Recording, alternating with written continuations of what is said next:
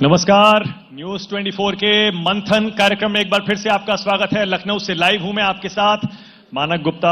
आपको पता ही है आज हमारा मंथन उत्तर प्रदेश चल रहा है और उसकी वजह यह है कि अब उत्तर प्रदेश का चुनाव सिर पर आ गया है, इसीलिए हमने ये मंच सजाया है और हर पार्टी के बड़े दिग्गज नेता इसी मंच पर आकर अपना अपना पक्ष रख रहे हैं।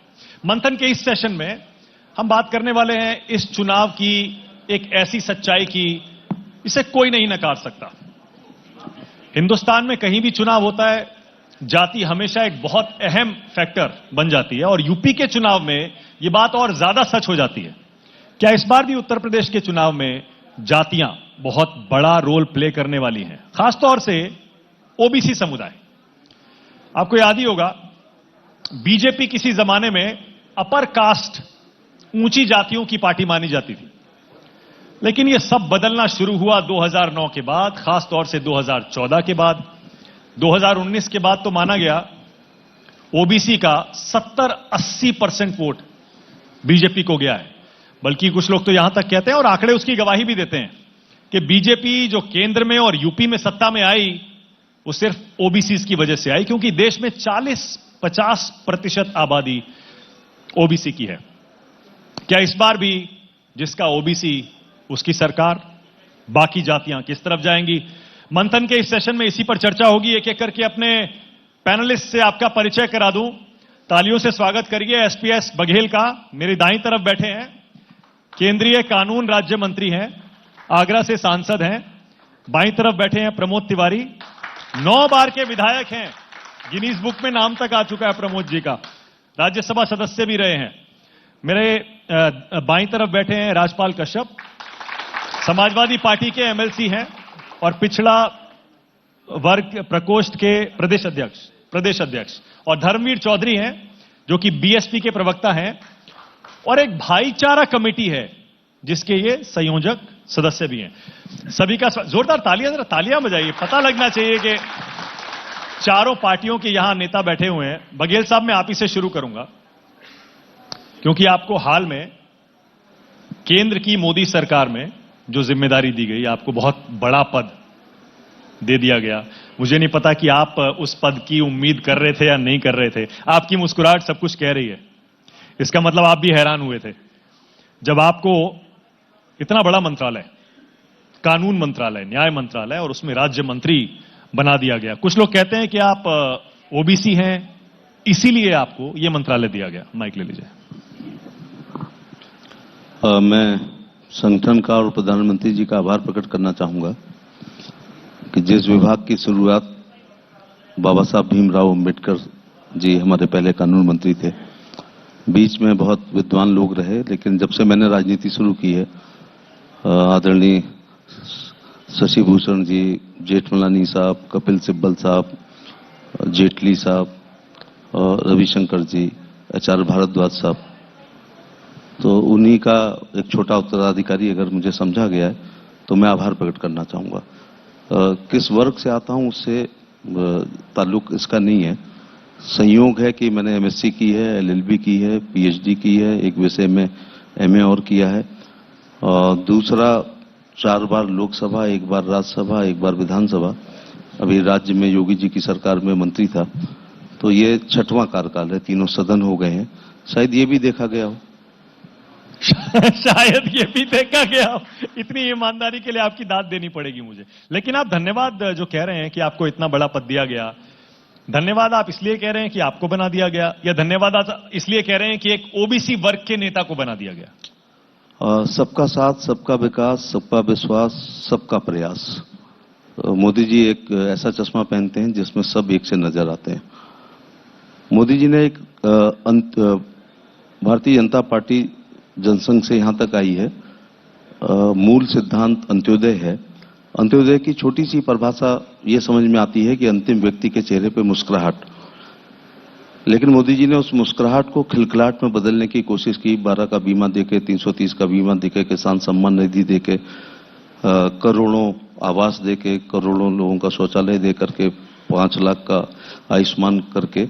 लेकिन एक नई अंत्योदय की परिभाषा उन्होंने की है मंत्रिमंडल के विस्तार में कि अंतिम पायदान पर खड़ी हुई कुछ जातियां जो 70 साल में मंत्रिमंडल में शामिल नहीं हुई थी, उनको भी मंत्री बनाकर राजनीतिक अंत्योदय किया है और उनको भी सीधे शास्त्री भवन, रक्षा भवन, north block, south block, rail भवन दिखाने का काम किया है। तो ये राजनीतिक अंत्योदय भी है। इस बार ओबीसी आपके साथ क्यों खड़ा होगा यूपी के चुनाव में? बड़ा बुनियादी सा सवाल है। हाँ, अच्छा सवाल है। हाँ। वो इसलिए खड़ा होगा कि वो एहसान मानता है और अपमान भी याद रखता है। और ओबीसी जहां जाता है सरकार उसकी बहुमत की बनती है। उसके उदाहरण है 2000 उत्तर प्रदेश के 5 चुनाव अगर हम देख लें, 2007, 2012, 2014, 2017, 2019। 7 में बहन जी ने जो पूर्ण बहुमत की सरकार बनाई थी तो पिछड़े वर्ग का सहयोग था। 12 में अखिलेश जी आए तो ओबीसी का बड़ा बहुमत मिला और 14, 17, 19 में लगातार हम लोगों को मिल रहा। मैं इसको ऐसे समझाऊंगा, ये बात माननी पड़ेगी, यद्यप जाति जनगणना उजागर नहीं हुई है, लेकिन ये राजनीतिक पंडित जानते हैं कि उत्तर प्रदेश में 50% से ऊपर ओबीसी है। तो मैं एक विश्वविद्यालय में, आगरा कॉलेज में एसोसिएट प्रोफेसर हूं। अगर 10 क्वेश्चन करने को विश्वविद्यालय में आए और 5 क्वेश्चन आपकी कोई सहायता ना करें तो आप पास तो हो सकते हो मुश्किल में, लेकिन आप टॉपर नहीं हो सकते। तो 7 में जो पूर्ण बहुमत चौधरी साहब का आया, 12 में कश्यप जी का आया, 14 में भाजपा, 17 में भाजपा, 19 में, तो आप इस आंकड़े को कैसे जुटा सकते हैं कि हमें पिछड़ा नहीं मिला लेकिन हमने 325 पाए, पिछड़ा नहीं मिला। मैं उस आंकड़े को झुटला नहीं रहा हूं, बल्कि मैं तो ये कह रहा हूं कि ओबीसी की वजह से आपकी सरकार बनी। इसलिए इस बार क्यों आपके साथ खड़ा वो इस बार इसलिए मिलेगी कि कुछ ऐसे बड़े काम हुए हैं। जैसे ओबीसी का एक कमीशन हुआ करता था जो दंतहीन शक्तिहीन हुआ करता था। शेड्यूल कास्ट का कमीशन बहुत पावरफुल होता था। तो इस कमीशन को संवैधानिक दर्जा देकर के, एक बार मैंने पूछा कि जरा एससी कमीशन के चेयरमैन का नाम बताओ, तो सारे बच्चों ने कह दिया पीएल पूनिया। फिर मैंने कहा ओबीसी का चेयरमैन बताओ, तो एक भी बच्चा नहीं बता पाया। और ये ओबीसी के बच्चों से पूछा, क्यों है, वो जज साहब थे लेकिन, और पुनिया साहब आईएएस थे, चूंकि वो पावरफुल नहीं था कमीशन, वो दंतहीन शक्तिहीन था, उसको संवैधानिक दर्जा मोदी जी ने दिया है। इसलिए अब वो भी सम्मन कर सकता है, बैकवर्ड एट्रोसिटीज पर वो DIG, IG, DG, chief secretary को बुला सकता है, वो फाइनल रिपोर्ट लगने पर कह सकता है, वो और भी रिकमेंडेशन कर सकता है, वेलफेयर की भी कर सकता है। एक ये काम हुआ। एक जो है क्रीमी लेयर जो थी 6 लाख से बढ़ा करके 8 लाख की, क्योंकि जो बच्चे, जो गार्जियन अच्छे स्कूलों में पढ़ा रहे हैं, पीटर्सबर्ग, टेक्सचॉल, जॉर्ज उनका या डीपीएस या सिंधिया, शेरवुड और मेयो में, वो क्रीमी लेयर में आ जाते थे। और जो चुंगी के स्कूलों में पढ़ते हैं वो नहीं आते हैं, इसलिए सिलेक्शन नहीं होता। तो उसको 6 लाख से बढ़ाकर 8 लाख करने का काम किया है। तीसरा एक बड़ा काम हुआ कि स्टैंडिंग कमेटी एससी की थी, एसटी की थी, माइनॉरिटी की थी, लेकिन स्टैंडिंग कमेटी ओबीसी की नहीं थी। तो और आप जानते हैं कि स्टैंडिंग कमेटी बहुत पावरफुल होती हैं, वो मिनी पार्लियामेंट होती हैं, कई विवादित और महत्वपूर्ण विषय रेफर किए जाते हैं। तो स्टैंडिंग कमेटी ओबीसी की बनाई। और जो बड़ा काम अभी आप देख ही रहे होंगे कि सेंट्रल पूल्स में 18% बैकवर्ड के बच्चों को पोस्ट ग्रेजुएशन में और डेंटल में और उसमें यूजी में जो रिजर्वेशन दिया है। तो अब आप 5 साल बाद जब निकलेंगे ना, तो doctor Yadav, doctor Sachan, doctor Gangwar, doctor Kushwaha, doctor Saini, doctor Maurya, doctor Prajapati, doctor Verma है, डॉक्टर कठेरे, डॉक्टर दर्जी, डॉक्टर भुर्जी, राठौर, तमोली, चौरसिया, ये मिलेंगे आपको। आप प्रमोद जी पर तंज कस रहे हैं। प्रमोद जी देखा, ये आपकी पिछली सरकारों, केंद्र सरकारों पर और राज्य सरकारों पर भी तंज कस रहे हैं। दूसरा अभी आपने हमेशा दलितों का वोट लिया, ओबीसी को आपने नजरअंदाज किया। एक बात कह के सही हक ये दिला रहे हैं। एक बात कह के समाप्त कर रहा हूं कि जो ये अभी भी संविधान में संशोधन करके राज्यों को ये अधिकार दे दिया गया है कि शैक्षिक और सामाजिक रूप से आप जिनको पिछड़ा समझते हैं उनको बैकवर्ड की सूची में शामिल कर सकते हैं। तो ये एक बहुत बड़ा काम हुआ। दूसरा 27 मंत्री बने। तो आप बैकवर्ड की तो यहाँ बात कर रहे हैं, 11 महिला मंत्री बनी है। जब दूसरी सरकारों में महिला बनती थी तो हम पहले से तय कर लेते थे कि इसको पुष्टाहार, पंजीरी, बाल विकास ये मिलेगा। तो अब वो रेल में है, वो विदेश में है, वो एमएसएमई की है, वो हेल्थ मिनिस्टर हैं। ओके, ये भी। प्रमोद जी बोलिए।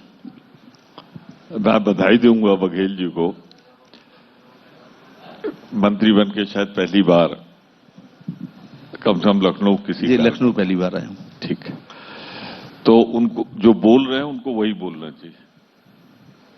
ठीक बोल रहे हैं आप, पर मुझे दो बातें कहनी है कि जो मंत्री बनाए गए हैं, ये इसका तो एजेंडा साफ,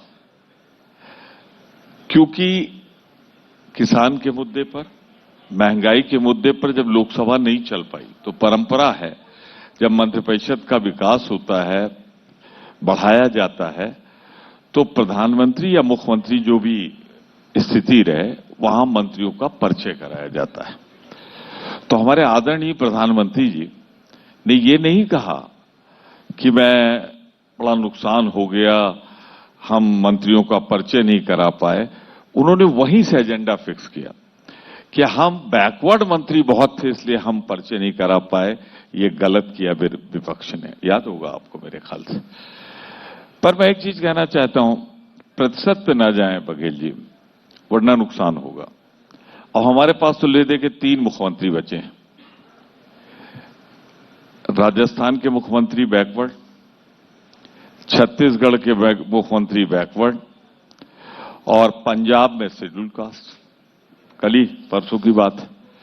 तो ये कांग्रेस पार्टी जो सबको लेकर चलती है, क्योंकि हमारे लिए देश प्यारा है, पार्टी नंबर 2 पे होती है, हम पूरे देश को लेकर चलते हैं। तो ये बात तो अपनी जगह है।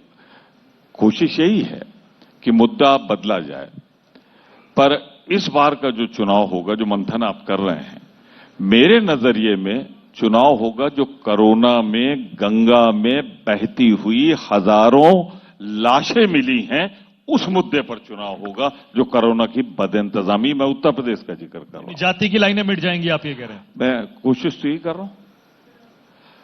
दूसरा, जब 104 रुपए वाला पेट्रोल भराया जाता है तो वो बैकवर्ड, शेड्यूल कास्ट और सबका रेट अलग अलग नहीं होता। वो हर नौजवान, हर आदमी महंगा पेट्रोल भरा रहा है महंगाई पर।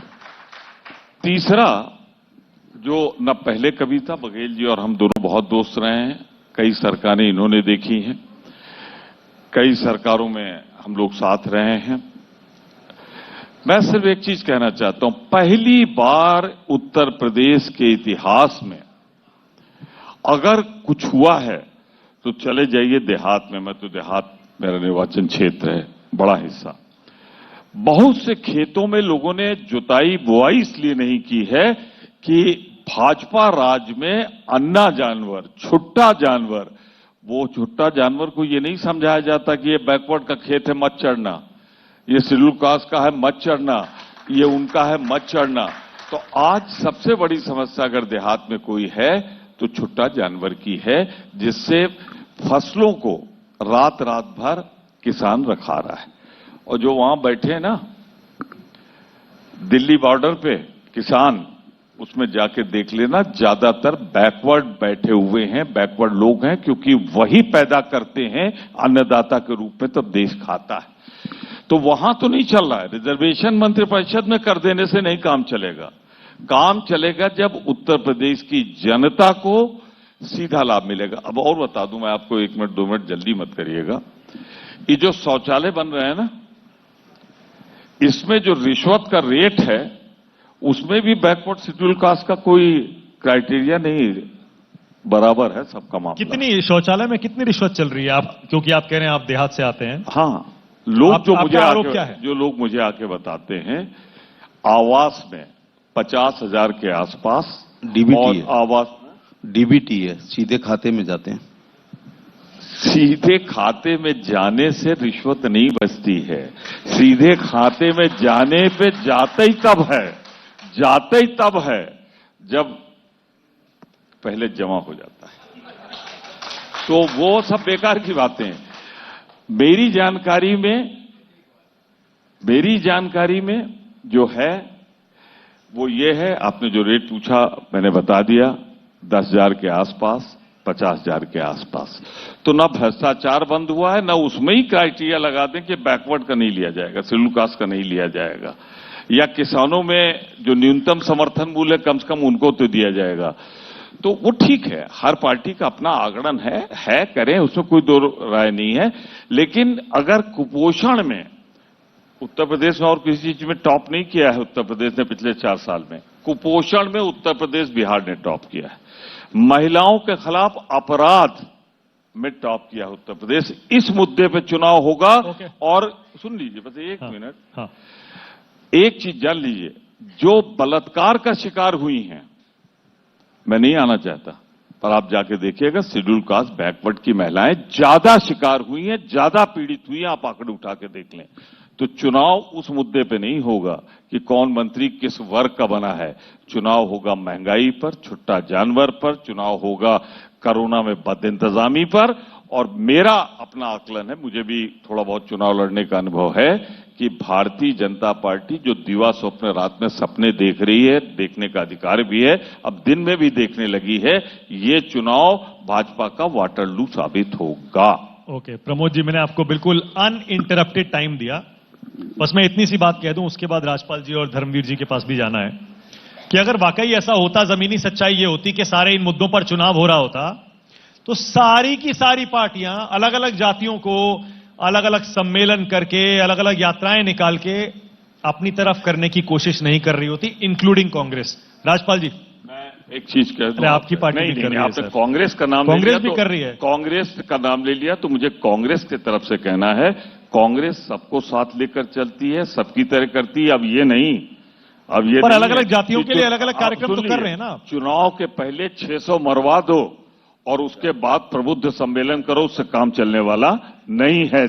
वो याद है, मकान गिरवाने वालों की सूची देख लो, किसके मकान गिराए जा रहे हैं, वो सब लोगों को आप याद बता है। दीजिए सर, किसके मकान गिराए जा रहे हैं? गिनिए, ये तो कह रहे हैं डॉन माफिया के गिरा रहे हैं। गिनिए ना, इनकी नजर में डॉन माफिया तो सिर्फ अल्पसंख्यक में, ब्राह्मण में, बैकवर्ड में और शेड्यूल कास्ट में, और कहीं डॉन माफिया नहीं है। बस एक लगा लो, वो काम खत्म, झंडा बदल लो। एक सेकंड आपको दूंगा मौका, मुझे पता है, क्योंकि आप तीनों का अटैक बीजेपी पर ही होगा। राजपाल जी बोलिए, आपका क्या है ये ओबीसी, क्योंकि आप तो पिछड़ा वर्ग के प्रदेश अध्यक्ष भी हैं प्रकोष्ठ के। पिछड़ा किस तरफ जाएगा? ओबीसी पिछड़ा जिस तरफ जो आपने चला रखा, पिछड़ा जिसकी तरफ होगा उसकी सरकार बनेगी। अब पिछड़ा इस बार समाजवादी पार्टी और माननीय अखिलेश यादव जी की तरफ है। क्यों? वो इसलिए है क्योंकि इन्होंने पिछड़ों को झांसा दिया, बीजेपी ने जुमलेबाजी दी। ये जब माननीय अखिलेश यादव जी सरकार में थे तो कहते थे सारे कलेक्टर यादव हैं। अब मैं यात्रा पे निकला हूं, सामाजिक न्याय यात्रा पे 3 चरण मैं घूम चुका हूं।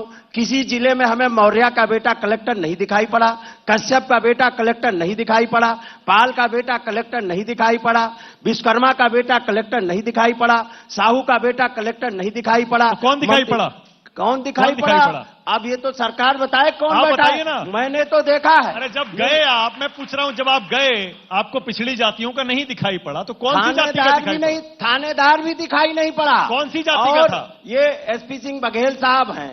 बघेल साहब के जिले में क्या बोल नहीं रहे राजपाल जी, बोल नहीं एक मुख्यमंत्री की जात, मैक्सिमम लोग मुख्यमंत्री की जात के लोग बैठे हैं। अच्छा, योगी योगी आदित्यनाथ जी की। हाँ, और थानों में आप गोरखपुर में देखिए 70-80% उनके लोग बैठे। हमारी सरकार को तो बदनाम किया गया था, कहा 58 एसडीएम यादव हो गए। हम मुख्यमंत्री जी से सदन में मांगते हैं, आज तक सूची नहीं उपलब्ध करा पाए। आप बताओ ना, सूची 58। अच्छा राजपाल जी बड़ा क्लियर है, और ये तो आंकड़े अपनी कहानी खुद कहते हैं कि ओबीसी का आपको तो सिर्फ यादव वोट मिलता है, गैर यादव सारा बीजेपी की तरफ चला गया। डोमिनेंट कास्ट है ना यादव। आपने यादवों की आड़ में सारे जो निचली पायदान पर ओबीसी बैठे हैं उनका आपने शोषण किया, इसीलिए चला गया सारा बीजेपी की तरफ। अब पछताए क्या हो, चिड़िया चुग गई खेत। मानक जी, ये राजपाल कश्यप क्या यादव है? ये बताइए। हाँ। ये राजपाल कश्यप यादव है। हाँ। जिनको लखनऊ यूनिवर्सिटी से अध्यक्ष बनाने से लेकर आज मंत्री भी बनाया, एमएलसी भी बनाया, पिछड़ा वर्ग का अध्यक्ष भी बनाया। क्या तो इनको भी तो मंत्री बनाया है बीजेपी ने, लेकिन केंद्र में वो भी नहीं। शुरुआत अगर पिछड़ों को उत्तर प्रदेश में पहचान देने का काम किया तो वो माननीय मुलायम सिंह और अखिलेश यादव जी हैं। आप अगर उनकी भी शुरुआत आप देखेंगे, उनके भी पीछे जाएंगे, तो अगर बैकवर्डों को पहचान दी तो आज बीजेपी अच्छा, तो आप हायर तो, कर रही है। अच्छा, हायर कर रही है। बीजेपी के पास बैकवर्ड नहीं है, हायर कर रही है, दूसरे दलों से हायर कर रही है। आप बताओ, बघेल साहब के मंत्री बना दिया तो बघेल साहब को बीच में हटा क्यों दिया था? बताए ना, हटा क्यों दिया था? और बीच में नहीं, कहां से आप हटा जब दिया? सांसद बन गए तो क्यों नहीं मंत्री तक तुरंत बनाया? आप नहीं मैं नहीं हटाया गया, नहीं, मैं पहली बार आप बना हूं। उत्तर प्रदेश में मंत्री थे, वो प्रमोशन उसके बाद है। में सांसद चुने वो गए। प्रमोशन है। हाँ नहीं, प्रमोशन नहीं, उसके बाद में अभी कई मंत्री बनाए गए। अरे मंत्री बनाए गए, उनको हटाया गया था, फिर मंत्री बनाया एक चीज गया। और बताइए। ये चुनाव आ रहा, अच्छा, बैकवर्डों से ये सरकार घबरा गई है सामाजिक न्याय यात्रा से समाजवादी पार्टी की तरफ, जो पिछड़े लामबंद हो रहे, उससे घबराई हुई सरकार अब मंत्री बना रही है। लेकिन राजपाल जी, राजपाल कोई जी, अरे मंत्री राजपाल के जी ढांचे में नहीं आने अच्छा वाला सुनिए है। तो सही, जी। आप ये फूलन देवी की मूर्तियां लगाते क्यों घूम रहे हैं? उससे क्या होने वाला है? देखिए, ये बताइए, भारत की पार्लियामेंट की सांसद रही, आज हमारी बहन बेटियों के साथ में अन्य अत्याचार होता। हाथरस में क्या हुआ था, वाल्मीकि समाज की बेटी के साथ में क्या हुआ था? और ये अच्छा, सरकार कितनी मूर्तियां लगा दी आपने? मूर्ति लगने कहाँ दे रही?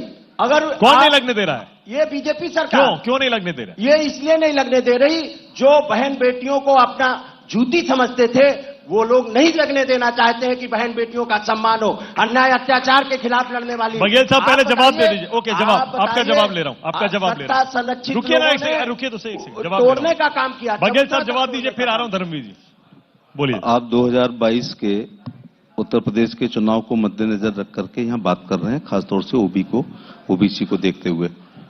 थोड़े पीछे चले हैं, उत्तर प्रदेश में भारतीय जनता पार्टी की जब पहली बहुमत की सरकार बनी थी तो कल्याण सिंह जी मुख्यमंत्री बने थे, दोबारा कल्याण सिंह जी बने थे। दिल्ली का रास्ता यूपी से होकर जाता है, इतना बड़ा सूबा उनको दिया गया। मध्य प्रदेश के जो 2 या 3 बार से मुख्यमंत्री हैं, शिवराज सिंह चौहान, वो पिछड़े वर्ग के हैं। झारखंड के जो थे वो रघुवर दास, वो पिछड़े वर्ग के हैं। महामहिम राष्ट्रपति जी शुरू का प्रधानमंत्री भी, प्रधानमंत्री बल्कि अति पिछड़े के हैं। एक एमबीसी शब्द भी होना चाहिए। यादव और राठौर दोनों एक श्रेणी में कैसे रखे जा सकते हैं? तो मोस्ट बैकवर्ड क्लास के हैं वो, अति पिछड़े के। तो कई पिछड़ों में अति पिछड़े की हालत कई दलितों की बड़ी जात से भी बदतर है। महामहिम राष्ट्रपति आप देख ही रहे हैं। मैं ज्यादा आंकड़े नहीं जानता हूं, लेकिन आगरा में जाटो समाज की बेबी रानी मौर्य गवर्नर बनाई गई, कल वो राष्ट्रीय उपाध्यक्ष बनाई गई हैं। एससी कमीशन के चेयरमैन भी आगरा से हैं। तो डॉक्टर धर्मेश मिनिस्टर हैं। तो ये 3-3, 4-4 लोग, तो ये ऐसा करके अंत्योदय हो रहा है। केवल ये दोनों वर्ग मिलाकर 70-80% बनता है। तो राजनीतिक अंत्योदय है ये। और ये सच भी है। क्या कल्याण सिंह जी, आप 22 को मद्देनजर 91 में क्या मजबूरी थी? जी, 91 में कल्याण सिंह जी बने थे ना। हाँ, रघुवरदास जी बने, और धर्मवीर जी, ये सच भी है, ये सच भी है। आपको तो पिछले चुनाव का आंकड़ा मुझे याद दिलाने की जरूरत नहीं है, जब एससी, एसटी, ओबीसी, हर जात, सब जाति भूल गए और हिंदू बनकर विकास, राष्ट्रवाद के मुद्दे पर बीजेपी के साथ आ गए थे। इस बार क्यों नहीं आएंगे? मानक जी, मुझे आपने सबसे बाद में मौका दिया है, तो मैं जरा तीनों जो महानुभाव बैठे हैं, जरा मैं बारी बारी से इनसे कुछ क्वेश्चन भी करूंगा और इनका जवाब भी दूंगा। इस देश में बाबा साहब ने जो संविधान की रचना की और उसमें एसटी, एसटी, ओबीसी के लिए 340, 341, 342 की अनुच्छेद की जो व्याख्या की, उसको सबसे ज्यादा कुचलने का काम अगर किसी सरकार ने किया तो कांग्रेस ने किया। और उसके बाद में जो 10 साल का समय सरकार में बीजेपी रही, उसके बाद बीजेपी ने कुचलने का काम किया, संविधान को कुचलने का काम किया, ओबीसी के हक अधिकारों को कुचलने का काम किया। 1953 में काका कालेकर आयोग बना और 63 साल तक वो काका कालेकर आयोग रद्दी की टोकरी में पड़ा रहा, लेकिन कांग्रेस ने उसे लागू नहीं किया। जब वोट रद्दी की टोकरी में चला गया तो फिर मंडल आयोग बना। मंडल आयोग की सिफारिशें भी रद्दी की टोकरी में चली गई। लेकिन जब 1989 में बीपी सिंह साहब की सरकार थी तो मान्यवर साहब काशीराम जी, देवीलाल जी और आदरणीय बहन कुमारी मायावती जी के बहुत अथक प्रयासों से मंडल आयोग की सिफारिशों को लागू किया गया। बाबा साहब ने जो ओबीसी के लिए 65% की व्याख्या संविधान में की थी, लेकिन 27%, मात्र 27% ओबीसी को आरक्षण मिला। और उस तत्कालीन सरकार को बीजेपी बाहर से समर्थन दे रही थी। बघेल साहब कानून मंत्री हैं, ज्यादा बेहतर जानते हैं, बीजेपी के केंद्रीय मंत्री हैं। जैसे ही ओबीसी के मंडल आयोग की सिफारिशों को देश में लागू किया गया, बीजेपी की सरकार ने उस सरकार से बीजेपी की पार्टी ने उस सरकार से समर्थन वापस लेकर के उस सरकार को गिरा दिया। ये नहीं चाहते, ईमानदारी से नहीं 21 चाहते। में आ जाइए। ये ईमानदारी से नहीं चाहते कि ओबीसी का भला हो। जाटों को कांग्रेस ने एक दिन पहले 9 राज्यों में जाटों को आरक्षण दिया ओबीसी की सेंट्रल लिस्ट में, एक दिन पहले, बगैर किसी तैयारी के।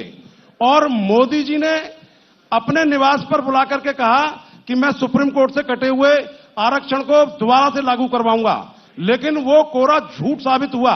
9 राज्यों में जाटों के आरक्षण को काटने में बीजेपी और कांग्रेस दोनों का योगदान रहा। ये ओबीसी के लोगों को कितना छलने का और ठगने का काम कांग्रेस और बीजेपी के लोग करेंगे। केशव प्रसाद मौर्य जी के नेतृत्व में उत्तर प्रदेश में चुनाव हुए, ओबीसी का मुख्यमंत्री बनेगा, लेकिन मुख्यमंत्री कौन बना? बाबा योगी आदित्यनाथ बने। और वो किस बिरादरी से, किस जाति से हैं, ये दुनिया जानती है। तो ये किस आधार पर कहते हैं कि हम ओबीसी का भला करेंगे?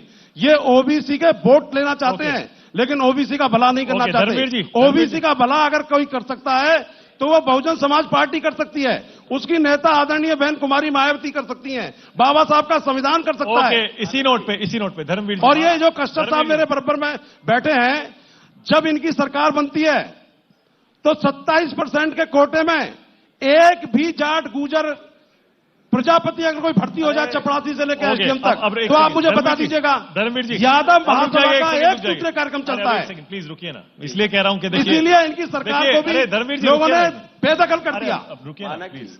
अच्छा, धर्मवीर जी का क्या है ना, एक सेकंड, धर्मवीर जी का क्या है ना, टीवी डिबेट्स पर भी राष्ट्र की बात में आते हैं, इनको रोकना बड़ा मुश्किल हो जाता है, बड़े भावुक हो जाते हैं, बोलते हैं तो नहीं, मैं बहुजन समाज पार्टी का कार्यकर्ता हूं, मैं रुकूंगा नहीं आपसे। अच्छा रुकिए ना, इन पर बरबर बैठे वालों को अच्छा, आप राष्ट्र की बात में आइएगा, मैं आपको और टाइम दूंगा, बिल्कुल टेंशन मत लीजिए आप। नहीं, टेंशन तो नहीं होनी चाहिए, दरअसल क्या है, मुझे कोई टेंशन नहीं है। बिल्कुल, मैं अपनी पार्टी का प्रतिनिधित्व करने आया हूं और ओबीसी समाज से हूं, रुकिए तो मैं उनकी पूरी बात मजबूती से रखूंगा। पूरी बात रखिएगा और मैं आपको पूरा मंच भी दूंगा। लेकिन लखनऊ से जो हम ये मंथन कर रहे हैं, यहां समय की थोड़ी कमी रहती है, क्योंकि बैक टू बैक एक एक करके एक दिन में हमें सारे नेताओं को, सारे की प्लेयर्स को, सारी पार्टियों को समय देना होता है। इसीलिए इस सेशन को मुझे यहीं खत्म करना पड़ेगा। पर मुझे उम्मीद है प्रमोद तिवारी, राजपाल जी, बघेल साहब और धर्मवीर चौधरी की बात आपने सुन ली होगी। अपनी अपनी पार्टी का पक्ष इन्होंने रखा है, फैसला आपको करना है। फिलहाल माफ करिएगा, मेरे पास समय बिल्कुल खत्म हो गया। छोटा सा ब्रेक दे रहा हूं, फौरन लौट रहे हैं। मंथन उत्तर प्रदेश जारी है।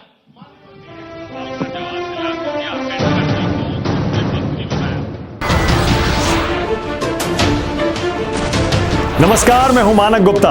अगर आपको हमारा ये वीडियो पसंद आया हो तो इसे लाइक और शेयर जरूर करें, और हां, हमें सब्सक्राइब और फॉलो करना ना भूलें, ताकि आप देश और दुनिया की कोई खबर मिस ना करें।